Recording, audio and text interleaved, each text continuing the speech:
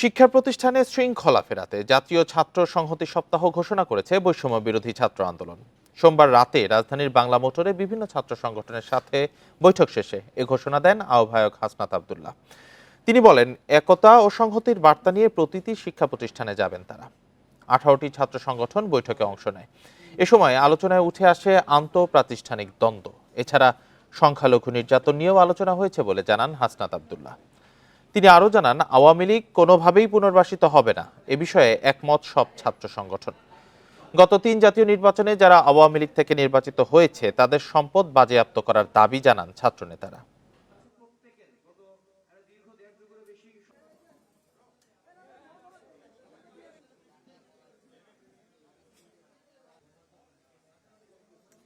আগামী এক সপ্তাহ আমরা জাতীয় ছাত্র সংহতি সপ্তাহ ঘোষণা করছি। এই সপ্তাহে আমরা যারা ফেসিবাদ বিরোধী যে রাজনৈতিক দলগুলো ছিল, ছাত্র সংগঠনগুলো ছিল, তারা বিভিন্ন প্রতিষ্ঠানে যাবে এবং সেই প্রতিষ্ঠানে তারা ওই একতা এবং সংহতির যে বার্তাটি সেটি পৌঁছে দিবে। যমুনা নদীর উপর নির্মিত বঙ্গবন্ধু শেখ মুজিব রেলওয়ে সেতু দিয়ে পরীক্ষামূলকভাবে ট্রেন চলবে আজ। ট্রেনটি টাঙ্গাইলের ভুয়াপুর অংশের পূর্ব পার থেকে ছেড়ে সিরাজগঞ্জের পশ্চিম অংশে যাবে। এ নিয়ে আরো জানাতে টাঙ্গাইল থেকে যুক্ত হয়েছেন সহকর্মী মামুনুর রহমান। মামুনুর, ট্রেনটি পরীক্ষামূলকভাবে চলার জন্য প্রস্তুত কিনা, আর আসলে এই রুটে ট্রেন চলাচল চালু হলে কি কি সুফল পাওয়া যাবে?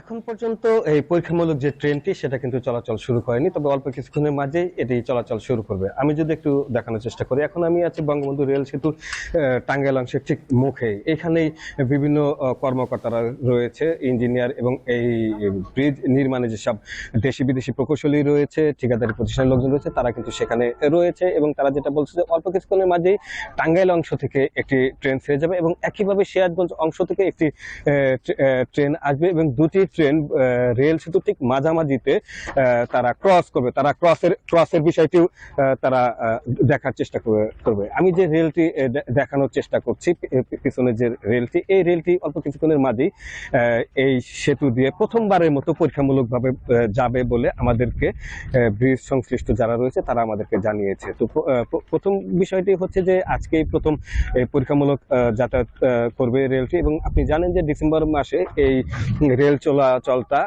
শুরু হওয়ার কথা রয়েছে। এতে উত্তরবঙ্গের সাথে রাজধানী ঢাকার রেল যোগাযোগের এক যুগান্তকারী পরিবর্তন আসবে বলে রেলের সাথে যারা সংশ্লিষ্ট রয়েছে এবং এই রেল সেতুর সাথে যারা সংশ্লিষ্ট রয়েছে তারা আমাদেরকে জানিয়েছে।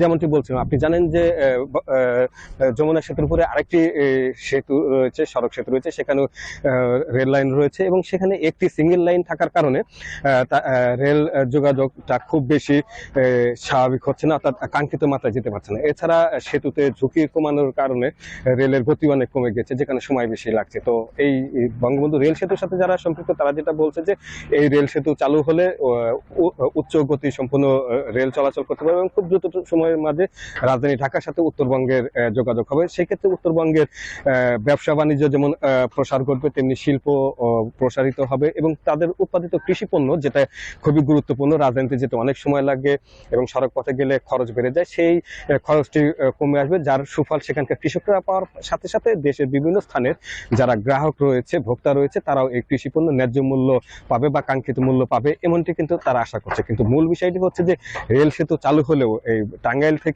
থেকে জয়দেবপুর পর্যন্ত লাইনটি কিন্তু এখনো সিঙ্গেল লাইনই রয়েছে, অর্থাৎ দুটি ট্রেন কিন্তু একসাথে যাতায়াত করতে পারবে না, তাদেরকে বিভিন্ন স্টেশনে অপেক্ষা করতে হবে এবং তারপরে যেতে হবে। যে কারণে এই বঙ্গবন্ধু রেল সেতুর যে পুরোপুরি সুফল সেটা এখনই পাওয়া যাচ্ছে না। তবে স্থানীয় যারা রয়েছে, আমরা টাঙ্গাইলের বিভিন্ন শ্রেণী পেশার মানুষের সাথে বিগত সময়ে কথা বলেছিলাম, গতকালকে কথা বলেছিলাম, তারা যেটা বলছে যে এই বঙ্গবন্ধু রেল সেতু থেকে জয়দেবপুর পর্যন্ত যে রেল লাইনটি রয়েছে এটা অতি দ্রুত 2 লেনে করা হোক, যাতে কাঙ্ক্ষিত গতিতে এই রেল চলাচল করতে পারে।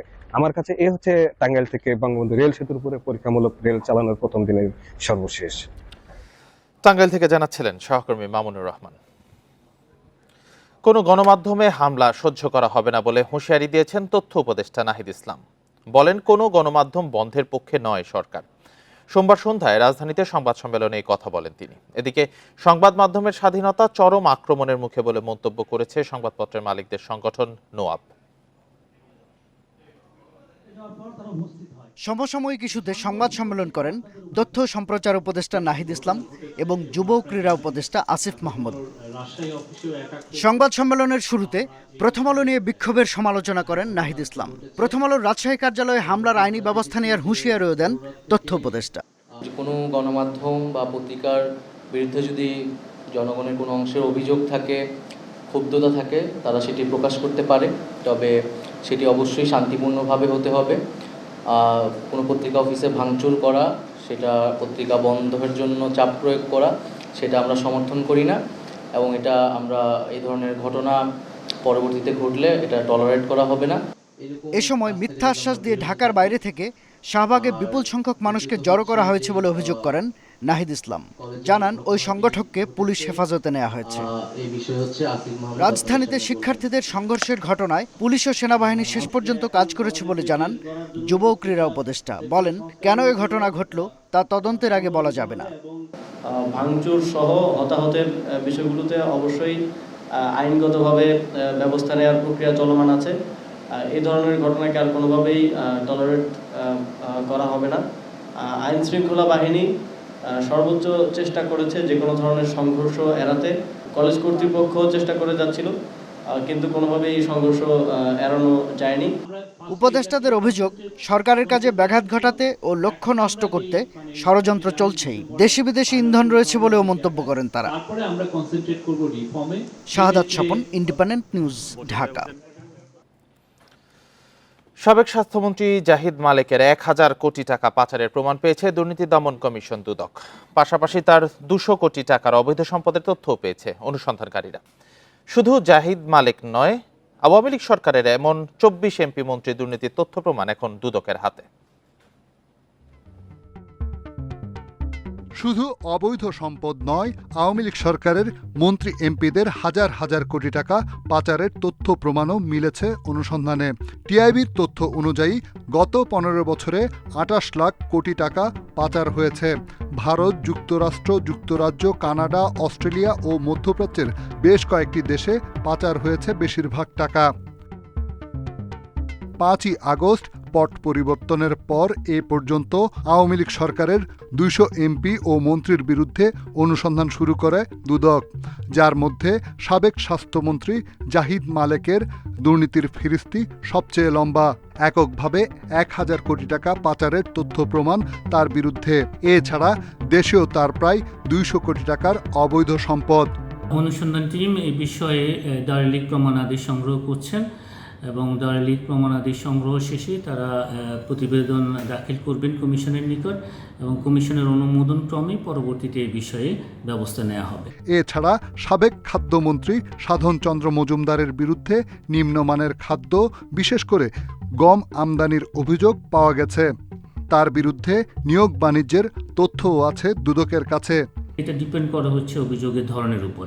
যদি এটা আর্থিক অনুসন্ধান সংক্রান্ত বিষয় হয়ে থাকে, ব্যাংকিং ডকুমেন্টস প্রয়োজন হয়, ইভেন যদি স্থাবর অস্থাবর সম্পদ সংক্রান্ত কোনো বিষয় যেগুলির সাথে ব্যাংকিং ডকুমেন্টসের প্রয়োজন রয়েছে, সেগুলির ক্ষেত্রে ব্যাংক ও অন্যান্য আর্থিক প্রতিষ্ঠানে পত্র প্রেরণ করা হয়। দুদক সূত্র জানায়, শেখ হাসিনা সরকারের অন্তত ২৪ জন প্রভাবশালী এমপি মন্ত্রীর অবৈধ সম্পদের অনুসন্ধানের কাজ শেষ পর্যায়ে, যার মধ্যে সাবেক স্বরাষ্ট্রমন্ত্রী আসাদুজ্জামানের বিরুদ্ধে ২০০ কোটি টাকার অবৈধ সম্পদের মামলা করেছে Dudok. Rishad Huda, Independent News, Dhaka. BNP chairperson Begum Khaleda জিয়ার সঙ্গে বৈঠক করেছেন ঢাকায় নিযুক্ত সৌদি আরবের রাষ্ট্রদূত ইসা বিন ইউসুফ আল দুহাইলান। সোমবার সন্ধ্যায় রাজধানীর গুলশানে খালেদা জিয়ার বাসভবনে যান রাষ্ট্রদূত। এতে আরও অংশ নেন বিএনপির স্থায়ী কমিটির সদস্য ডক্টর এজেডএম জাহিদ হোসেন ও চেয়ারপারসনের উপদেষ্টা ডক্টর এনামুল হক চৌধুরী। এ সময় বেগম জিয়ার শারীরিক অবস্থার খোঁজ খবর নেন সৌদির রাষ্ট্রদূত। তবে দেশের রাজনৈতিক পরিস্থিতি নিয়ে কোনো আলোচনা হয়নি বলে জানিয়েছেন ডাক্তার জাহিদ হোসেন।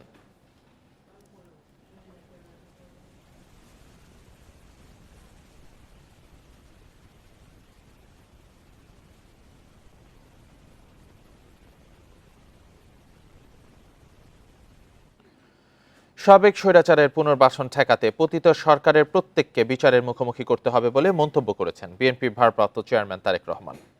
সোমবার ঢাকা সাংবাদিক ইউনিয়ন ডিইউজের দ্বিবার্ষিক সাধারণ সভায় এই কথা বলেন তিনি বলেন, বিতাড়িত অপশক্তি বাংলাদেশের রাজনীতিতে আর কখনো ফিরতে পারবে না। জাতীয় প্রেস ক্লাবে ঢাকা সাংবাদিক ইউনিয়নের দ্বিবার্ষিক সাধারণ সভা। সেখানে সাংবাদিকদের পাশাপাশি বক্তব্য রাখেন বিভিন্ন রাজনৈতিক দলের নেতারাও। প্রধান অতিথি হিসেবে লন্ডন থেকে ভার্চুয়ালি বক্তব্য রাখেন বিএনপির ভারপ্রাপ্ত চেয়ারম্যান তারেক রহমান। নির্বাচন কমিশন গঠনকে গুরুত্বপূর্ণ ধাপ বলে উল্লেখ করেন তিনি। বলেন, সাবেক স্বৈরাচার সরকারের পলাতক ব্যক্তিরা নতুন করে ষড়যন্ত্র করলেও শেষ পর্যন্ত জনগণের রায়েই সবকিছু নির্ধারিত হবে। পলাতক মাফিয়া খুনিদের পুনর্বাসন ঠেকাতে তাদেরকে একদিকে আদালতে বিচারের মুখোমুখি করা প্রয়োজন, অপরদিকে তাদেরকে অবশ্যই জনগণের আদালতের রাজনৈতিক বিচারে প্রত্যাখ্যাত হওয়ার পরিস্থিতিতেও ফেলতে হবে। যদি এই দুয়ের সমন্বয় ঘটাতে পারি আমি দৃঢ়ভাবে বিশ্বাস করি গণবিরোধী বিতাড়িত অপশক্তি বাংলাদেশের রাজনীতিতে আর মাথা তুলে দাঁড়াতে সক্ষম হবে না। সংস্কার চলমান প্রক্রিয়া জানিয়ে দ্রুত নির্বাচনের প্রয়োজনীয়তা তুলে ধরেন বিএনপির ভারপ্রাপ্ত চেয়ারম্যান। অপশক্তি দেশের ভেতরে এবং বাইরে থেকে বাংলাদেশের পক্ষের শক্তির মধ্যে ভুল বোঝাবুঝি সৃষ্টির পায়তারায় লিপ্ত হয়েছেন। তবে সবাই যদি আমরা সতর্ক থাকি, বাংলাদেশের পক্ষের শক্তির মধ্যে ভুল বোঝাবুঝির অবকাশ থাকবে না বলেই আমি দৃঢ়ভাবে বিশ্বাস করি। তারেক রহমান বলেন, রাষ্ট্রের রাজনৈতিক বন্দোবস্ত এমন হওয়া প্রয়োজন যেন ইউনিয়ন থেকে জাতীয় পর্যায় পর্যন্ত ভোট ছাড়া কেউ প্রতিনিধি নির্বাচিত না হতে পারেন। আতঙ্কমুক্ত পরিবেশে জাহানারা পারভিন, ইন্ডিপেন্ডেন্ট নিউজ, ঢাকা। আওয়ামী লীগ সরকারের বিতর্কিত 3টি নির্বাচনে দায়িত্বপ্রাপ্ত জেলা প্রশাসকদের বিরুদ্ধে তদন্ত করে ব্যবস্থা নেওয়া হবে।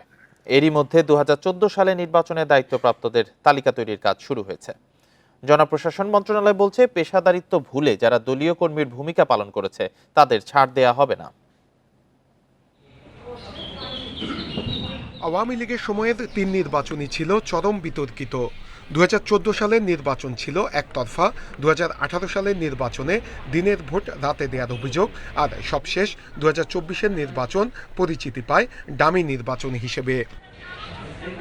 আর এসব নির্বাচনের মাধ্যমে বৈধতা দেয়া হয় স্বৈরশাসনকে। প্রশাসনের অনেক কর্মকর্তা আবার অতি উৎসাহী হয়ে নৌকার পক্ষে ভোটও চায় এসব নির্বাচনের আগে, যেটিকে প্রশাসনের নজিরবিহীন বলছেন সংশ্লিষ্টরা। আগের রাতে ভোট যদি নিতে হয় বা ভোট যদি ব্যালট বাক্সে যদি ব্যালট ভরতে হয়, সেক্ষেত্রে নির্বাচনের সঙ্গে সংশ্লিষ্ট জড়িত কর্মকর্তা কর্মচারী ছাড়া একে কোনো ক্রমেই সম্ভব নয়। এসব নির্বাচনে যেসব জেলা প্রশাসক দায়িত্বে ছিলেন তাদের বিরুদ্ধে ব্যবস্থা নেওয়ার সিদ্ধান্ত নিয়েছে জনপ্রশাসন মন্ত্রণালয়। এরই মধ্যে 2014 সালের নির্বাচনে বিনা ভোটে 153টি আসনে জয়ী ঘোষণা করা হয় আওয়ামী লীগের প্রার্থীদের। এর সাথে যে জেলা প্রশাসকরা জড়িত তাদের তালিকা করা হচ্ছে। 14টা হলো সবচেয়ে সিরিয়াস হয়েছে, মানে হিনিয়াস, এটা অপরাধ বলতে পারেন। 153টা সিট ডিসি সাহেব যারা রিটার্নিং অফিসার ছিল কলমের খোঁচায় এদেরকে পাশ করাই দিল। 153টা সিটের ইলেকশন হয়নি। এই সময় যারা ডিসি ছিলেন এদেরকে আমরা আইডেন্টিফাই করতেছি। জনপ্রশাসন বিশেষজ্ঞরা বলছেন, সুষ্ঠু তদন্তের মাধ্যমে ব্যবস্থা নেওয়া হোক, কারণ অনেকেই ইচ্ছার বিরুদ্ধে দায়িত্ব পালন করতে বাধ্য হয়েছেন। যথাযথভাবে যেন ইনভেস্টিগেশন করা হয়, করে যারা সত্যিকারভাবেই প্রমোশনের আশায় বা সরকারকে সার্ভিস দেওয়ার আশায়, জনগণকে সার্ভিস দেওয়ার আশায় না এইটা কাজটা করেছেন, তাদের বিরুদ্ধে অবশ্যই ব্যবস্থা নেওয়া যেতে পারে। জেলা প্রশাসক ছাড়াও নির্বাচনের সাথে জড়িত অতি উৎসাহী ইউএনও এবং সংশ্লিষ্ট অন্য কর্মকর্তাদেরও তালিকা করা হচ্ছে। বিগত শাসনামলে অনেক কর্মকর্তাই পেশাদারিত্ব ভুলে দলীয় কর্মীর মতো আচরণ করেছেন। বিশেষজ্ঞরা বলছেন, এর পুনরাবৃত্তি ঠেকাতে হলে এসব কর্মকর্তাকে চিহ্নিত করে দৃষ্টান্তমূলক শাস্তির ব্যবস্থা করতে হবে। নূরে আলম, ইন্ডিপেন্ডেন্ট নিউজ, ঢাকা। দেশের বৃহত্তম পাইকারি বাজার খাতুনগঞ্জে 1.5 দশক পর ভেঙেছে আমদানি সিন্ডিকেট। বাজার নিয়ন্ত্রণে রাখা আওয়ামীপন্থী ব্যবসায়ী ও নেতারা না থাকায় পণ্য আমদানির সুযোগ পাচ্ছেন ছোট ও মাঝারি ব্যবসায়ীরা। বাজারে শিগগিরের সুফল মিলবে বলছেন তারা। তবে ব্যাংকের এলসি খোলায় এখনো বৈষম্যের অভিযোগ করেছেন ছোট ব্যবসায়ীরা। প্রায় ১.৫ দশক ধরে খাতুনগঞ্জে চিনির বাজার নিয়ন্ত্রণ করত এসালম গ্রুপ। তাদের দাপটে কোণঠাসা ছিল অন্য আমদানিকারকরা। জাতীয় রাজস্ব বোর্ডের তথ্য বলছে, সবশেষ জুলাই-আগস্ট মাসে ৬০,০০০ টন অপরিশোধিত চিনি আমদানি করে এসালম। তবে আওয়ামী লীগ সরকার পতনের পর সেপ্টেম্বর ও অক্টোবর মাসে বেশ কয়েকটি ছোট ও মাঝারি প্রতিষ্ঠান অপরিশোধিত চিনি আমদানি করেছে। ভোজ্য তেল, ডাল, পেঁয়াজ, গম সহ অন্যান্য পণ্য আমদানির ক্ষেত্রেও এসেছে পরিবর্তন। ব্যবসায়ীরা বলছেন, গত ১৫ বছর খাতুনগঞ্জ চাকতায়ে ভোগ্য পণ্যের আমদানি বাণিজ্য অনেকটাই নিয়ন্ত্রণ করত এসালম, টিকে, বিএসএম, সিটি সহ কয়েকটি গ্রুপ। চট্টগ্রাম চেম্বার সহ বিভিন্ন ব্যবসায়ী সংগঠনের উপরেও ছিল এসব গ্রুপের প্রভাব। সরকার পতনের পর এ প্রভাব আর নেই, গা ঢাকা দিয়েছেন অনেক মালিক ও ব্যবসায়ী নেতা। এ কারণে গত ৪ মাসে খাতুনগঞ্জ চাকতায়ে ছোট ও মাঝারি আমদানিকারকরাও ব্যবসার সুযোগ পাচ্ছেন। বড় বড় যা কোম্পানি তারা তাদের ইচ্ছা মতো বাজার নিয়ন্ত্রণ করতে পারতেন। এখন যেটি আমরা দেখতে পাচ্ছি, যেটি ছোট এবং মাঝারি আমদানিকারক যারা আছে তারা কিন্তু আগের যে ২০-২৫ বছর আগের যে পণ্যের যে আমদানি সরবরাহ প্রতিযোগিতামূলক সেটি করতে পারছেন। তবে তাদের অভিযোগ, ব্যাংকগুলো এখনও এলসি খোলায় অসম নীতি অনুসরণ করছে। সব আমদানিকারকদের জন্য এলসি মার্জিন হার সমান করার কথা বলছেন অর্থনীতিবিদরাও। ৫০০ কন্টেনার করত যে এদের এলসি মার্জিন ছিল কম, কিন্তু ৫ কন্টেনারওয়ালার থেকে এলসি মার্জিন নিচ্ছে বেশ। তো আমি তো সেই সুযোগটা বরাবর পাচ্ছি না। সরকার যদি চান যে সব ব্যবসায়ীরা ব্যবসা করুক, ব্যাংক থেকে ঋণ দেওয়া, তাদের কাগজপত্র যেগুলো প্রসেসিং হয় সরকারের অফিসে, সেগুলোর ব্যাপারে অনেক সহজ শর্ত দিতে হবে। মূলত চট্টগ্রাম বন্দর দিয়ে আমদানি হওয়া খাদ্য ও ভোগ্য পণ্য খাতুনগঞ্জের পাইকারি বাজার হয়ে সারা দেশে যায়। এ বাজারে প্রতিদিন লেনদেন হয় অন্তত ১,৫০০ কোটি টাকা। Independent news. ১ লাখ টাকা ঋণের প্রলোভনে দেশের বিভিন্ন জেলা থেকে রাজধানী শাহবাগে লোকজন জড়ো করার অভিযোগে মাহবুবুল আলম চৌধুরী নামে একজনকে গ্রেপ্তার করেছে পুলিশ। তিনি অহিংস গণ অভ্যুত্থান বাংলাদেশ নামক একটি সংগঠনের অন্যতম নেতা, জানিয়েছে পুলিশের counter terrorism and transnational crime unit.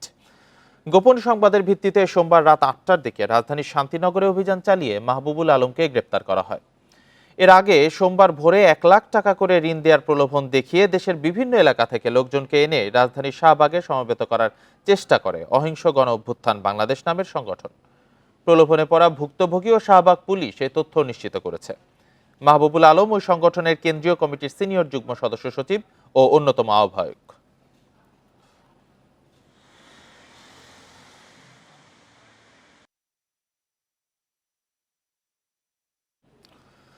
মন্ত্রণালয়ের যাচাই বাছাইয়ে না থেকেও স্থানীয় এমপির তদবিরে ২০২১ সালে মুক্তিযোদ্ধা তালিকায় নাম লেখান কৃষ্ণনগরের মকবুল হোসেন।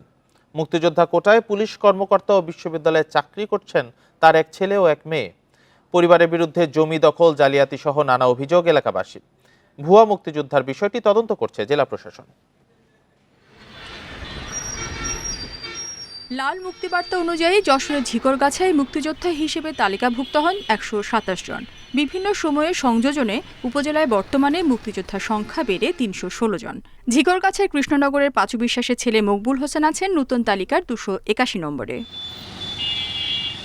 স্থানীয় মুক্তিযোদ্ধা কমান্ডার জানান, সাক্ষী না থাকায় ২০১৭ সালে মুক্তিযোদ্ধা তালিকায় নাম ওঠেনি মকবুল হোসেনের।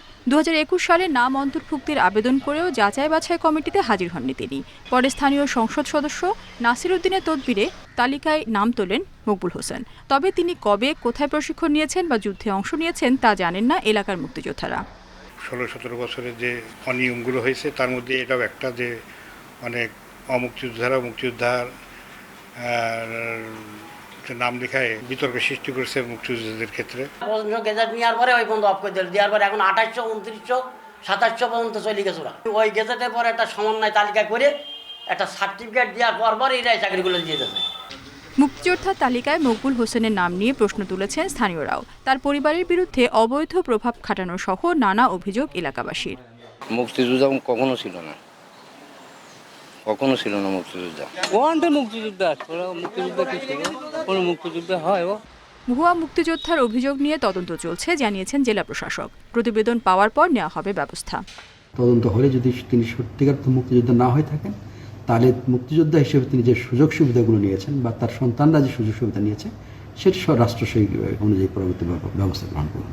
মুক্তিযোদ্ধা কোটায় মকবুল হোসেনের ছেলে ফখরুল হাসান 37তম BCS এ পুলিশ ক্যাডারে নিয়োগ পান। একই সুবিধায় মেয়ে বেনজি বিউটি চাকরি করছেন জাহাঙ্গীরনগর বিশ্ববিদ্যালয়ে।